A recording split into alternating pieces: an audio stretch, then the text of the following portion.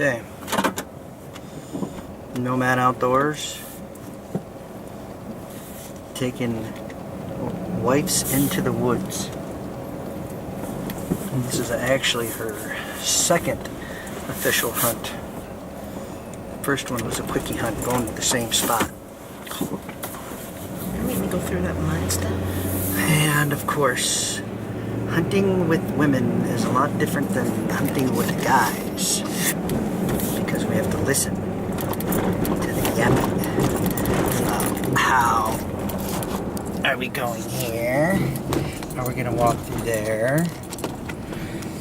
So the same spot that we went last time, we'll have to see who's out there. It's state land, no stand, no ground line. Just going to go walk out there and see what we can see. And we may go back to the same spot. We may not go back to the same spot. We may walk further. But they learn. A good woman learns. So we got a little bit of small chunk of state land that we go on up here by our house, a couple miles from our house. But there's usually a lot of guys out here, a lot of hunt pressure in this small section. Probably maybe 3/4 of a square mile. I don't think it could be a square mile, I'm not sure. I guess looked at the aerial photos in a while, but there's usually a bunch of guys parked out here. We'll see if there's guys parked down the back section, which I can't tell because of the sun. Usually guys park right there and walk in. There's nobody parked there yet. This is all the state land on the right hand side.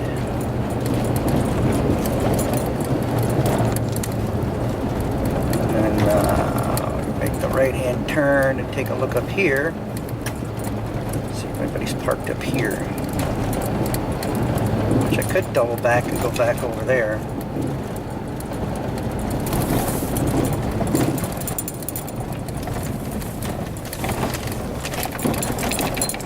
And still right hand side. Hunter Access Program. We'll sign ourselves in.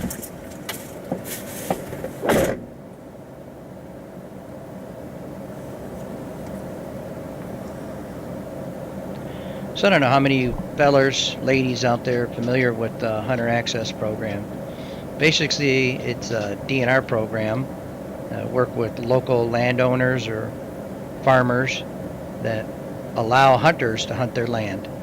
In the little mailbox is usually a pamphlet that shows what their rules and regulations are for their specific land, and either aerial photos or topographic map and or boundary locations. Along in the little pamphlet is a sign-in sheet that you got to put your name and your address, what time you came in, what time you left, and what you'd be hunting. Now, for the most part, you can go to the DNR and find land that is Hunter Access Program. I think they have a map on the DNR site that you can go and look for the different sites that you can go and hunt. This one's local to us. It's across the street from the state land, and I kind of like it a little bit better for hunting because you can see who's been out there and who is out there.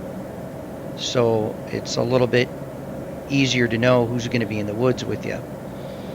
This piece of property is more farmland than woods, so it makes it a little bit tricky to hunt that area.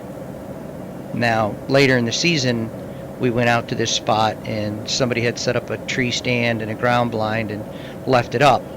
I'm not sure what the regulation is on that to leave stuff up overnight, but on Hunter Access Program, I'm not sure if that's such a good idea or not.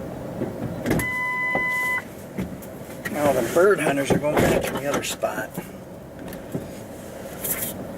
I didn't videotape, which I don't know why my video recorder turns off half the time.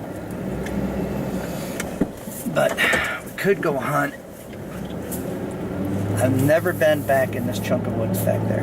Never been back there. I don't even know what it looks like. We could walk in there and see about hunting in there.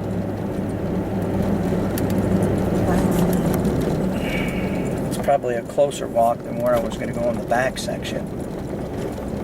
Where do you want to go? You can go in there. Looks like someone parked here at one time. Ditch.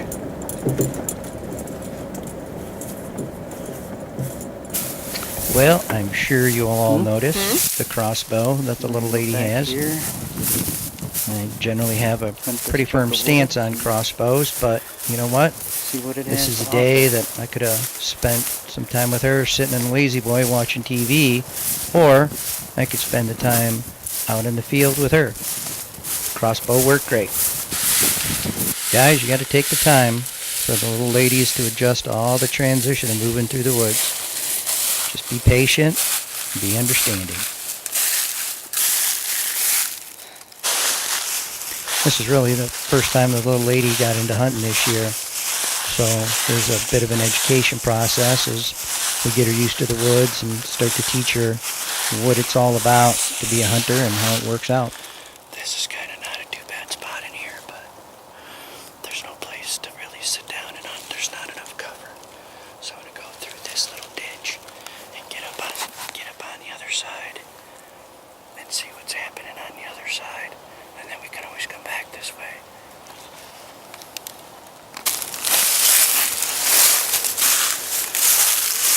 You can see it.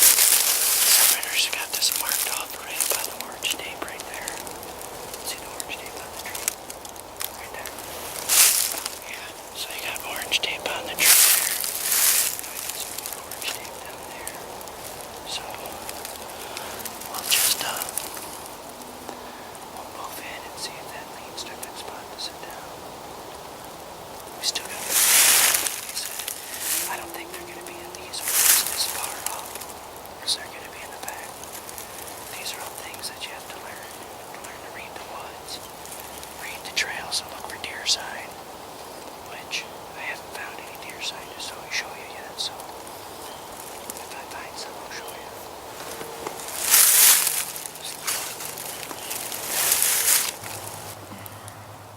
You all set? We're going to leave her here.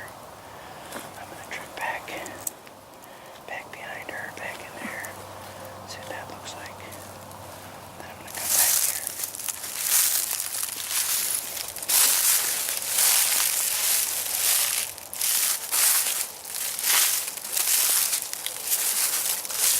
Well, we got her all tucked in and ready to go.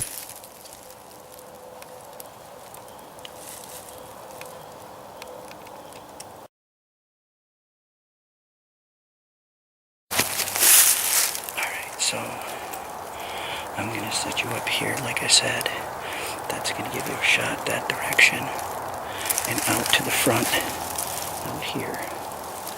I'm going to go back kind of where you were. I saw a deadfall that was over there. I'm going to try and clamber in the center of that deadfall.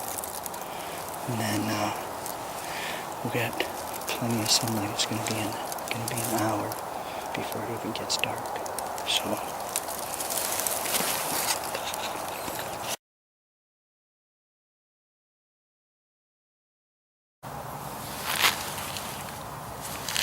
are you there?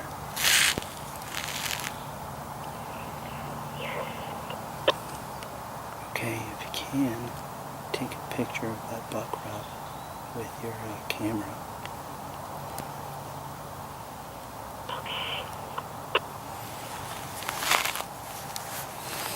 So, right where I set her up, she's got a buck rub that she's seen that's right there. So we'll kind of wait and see what happens. Probably going to leave a little early today, just so that I can get back to her and get out of here without having to stalk around in the dark.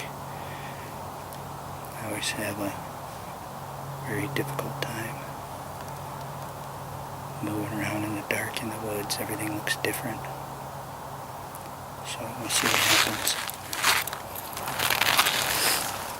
I got myself set up in a little deadfall.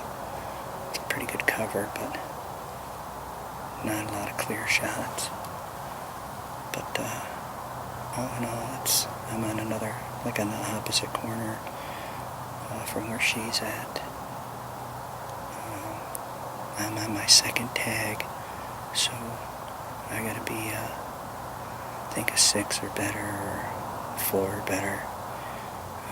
Don't have a lot of hopes. It's a heavily hunted area. But if I see 8 point, I'm shooting it for sure. So this is what we call one of our Nomad Outdoors micro ones.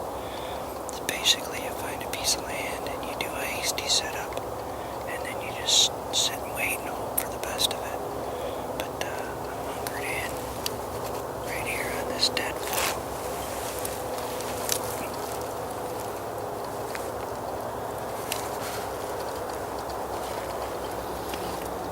I got some cover behind me and got my camouflage on, hoping for the best.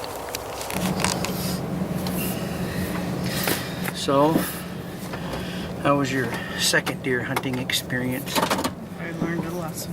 What's that? When you're walking out to your stand, to keep your mouth shut so you don't inhale bugs.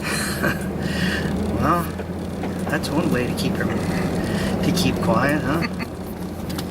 Don't like eating bugs. Lean in a little bit. Huh? Lean in a little bit towards me. I'm sweating. Yucky. So, did you like your spot? Yeah, Better than yesterday? not as comfortable. Yeah, you were sitting on the ground today. You didn't have a log to sit on. But I thought we had a good setup, and with the farmer taking in the beans, I thought we would have had some kind of luck. But Squirrels. lots of squirrels, lots of acorns falling. I didn't see any squirrels yesterday.